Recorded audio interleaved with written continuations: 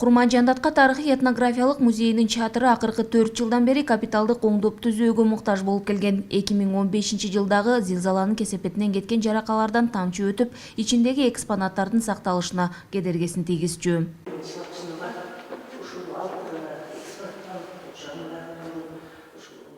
Алайхан Шасы Курманжандатка атындагы музейге 4 жыл дегенде гана каржы ажыратылып, былтыркы жыл этегинде чатыры кайрадан жаңыланды. Оңдоп түзүүгө кеткен 1,9 миллион сом Маданият, маалымат жана туризм министрлиги тарабынан ажыратылган. Түтүрөнүн негизинде музейдин үстү жарылып, ошондон бери тамчы агып аткан музейдин үстүнөнчү. Анан ушул быйыл Жогорку Кеңештин депутаттары, спикер өзү, Тастанбек Артысбекович жана ошондой эле Маданият министрлиги тарабынан кишилер келип бүт баардыгы көрүп, анан кийин ушул смета жазылып, 3,4 миллион смета жазылды эле, анан порталга берип, тендердин негизинде 1,9 миллион сомго кайрадан чатыры алмаштырылып, жана ошондой эле чатырдын ичи дагы толугу менен оңдолуп чыкты.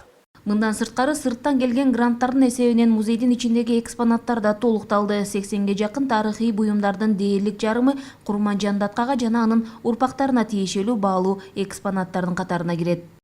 Энебиздин мурун кийими коюлган эмес экен.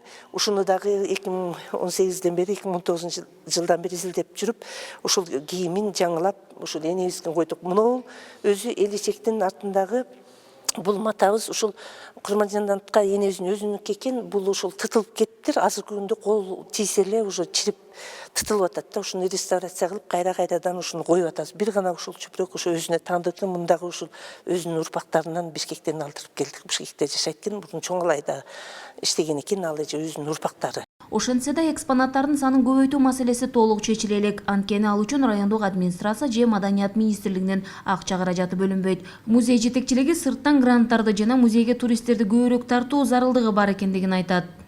Курманжандатка тарыхый этнографиялык музейибизге 2018-жылы 900дөн ашык туристтер жана башка ошо Кыргызстандын ичиндеги эле жарандар, башка өлкөлөрдөн деле келишет.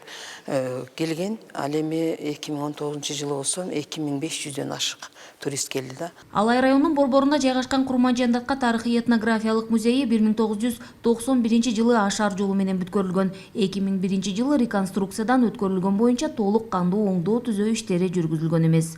Гүлжан Ажиматова, Бектур Калыбек уулу, Ош облусу.